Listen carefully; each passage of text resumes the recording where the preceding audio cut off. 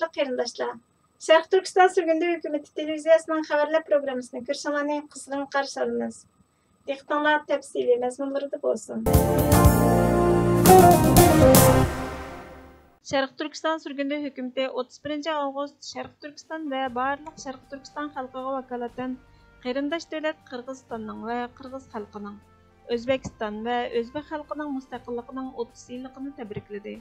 Şunun bilan bir vaqtda Malayziyaning mustaqilligining 64 yilligini tabrikladi. Shundaqla Xitoy ishg'oliyatidagi Sharq Turkistondagi qarindosh musulmonlarning, ya'ni Uyg'ur va boshqa turkiy xalqlarning irqiy qirg'inchiligini oxirlashtirishiga yordam berishni talab qildi. Marrakesh sudi bugun Beijing terrorchi deb tuhmat qilib izlayotgan Uyg'ur İdris Hasanni o'tkazib berishga aloqador isbot anglash yig'ini o'tkazdi. İdris Hasan 2012 yildan boshlab Turkiyada yashayotgan bo'lib, 19 iyul Kasablanka aerodromida qo'lga olingan.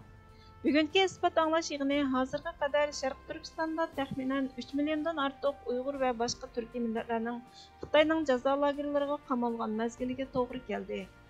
Turkiya ziyonkashlikdan qochgan taxminan 100 mingdan ortiq Uyg'urni qo'yniga olgan bo'lsa-mu, Marrakesh yoki Tojikiston qatorliq 3-davlat orqali Uyg'urlarni Xitoyga qaytarib berdi deb ayblandi.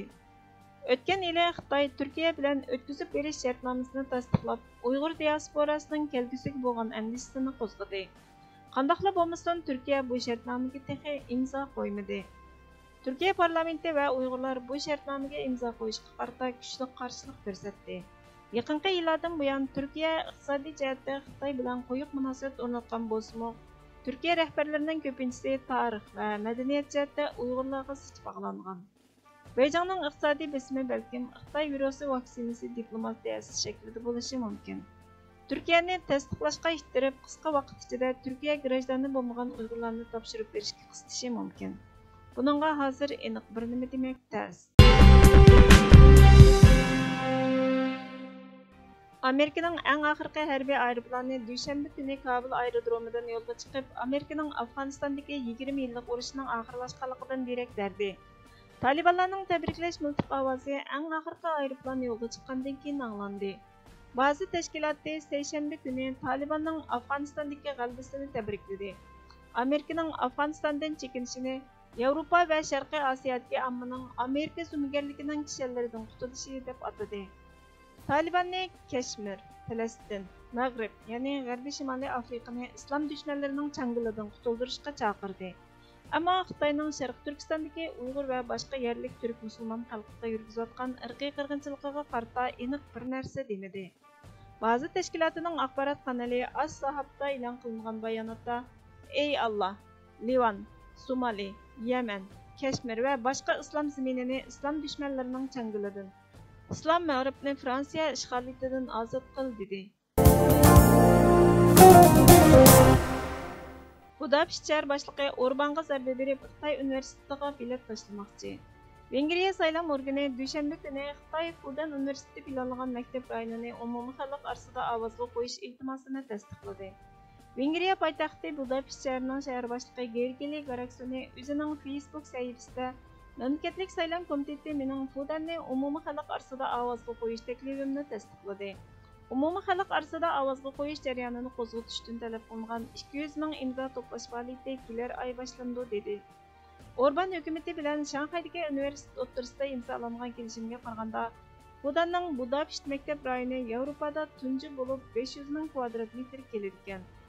Vengriya tekshirish axborot to'ri bekiti Fudan to'rining mo'ljaliga qaraganda, buning uchun ketadigan 1 milliard 500 million yevro chiqimning ko'pinchisi Xitoyning Vengriyaga beradigan 1 milliard 300 million yevro qarz bilan to'lanadigan. Kelar yilning 5-ida o'tkaziladigan saylamda Orbanға jang e'lon qilishni maqsad qilgan 46 yoshlik Tarakson 2010-yildan boshlab hokimiyat yurgizgan 58 yoshlik bosh ministerni Vengriyani Yevropa ittifoqidan yiroqlashtirib, Xitoyga o'xshash sharqdagi kuchli davlatlarga qarab mangdi deb aybladi. 2019-yili Budapest shahar boshlig'iga tayinlangan Tarakson 6-oyda maktab oilasining atrofidagi ko'chalarni erkin Hongkongladi va Uyg'ur shehidlari yo'liga o'zgartirib, Xitoyning kishilik huquq dafsanchiligini gavdalantirgan edi. İnsonga iymondan keyin lozim bo'ladigan hur vatandir. Vatan omonatdir. Vatanni tajovuzchidan qo'g'dash, qutquzish zarur bo'lgan farzdir. Vatan olgan nafasdir. Vatanparvarlik g'ururning yuksak pallasidir. Vatanparvarlik durustlik demakdir. Vatanparvarlik dushmanning oldida shirdek hurkurmak demakdir.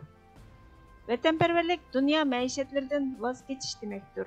Vatanparvarlik kollektiv manfaatini shaxsiy manfaatdan ustun ko'rish demakdir. Vatanparvarlik durustlik demakdir. Vatanparvarlik Allohga dal tavakkul qilish demakdir. Vatanparvarlik o'limga yugurish demakdir. Vatanparvarlik iymonning kuchini ko'rsatish demakdir. Vatanparvarlik yuraklik bo'lish demakdir. Vatanparvarlik ro'yi eng oliyjanob ruhdir. Vatanparvarlik eng bo'lmagan millat xo'rliqqa, zavolliqqa mahkum millatdir. İzzat obro'yini qo'g'dab yashash uchun ya mustaqillik, ya o'lim. Hörmətli görürmənlər, xəbərlərimizni kögünələr üçün köp rəhmət. Gələr qıtımqı proqramımız görüşkəcə Allah'a amanət bolğaysızlar.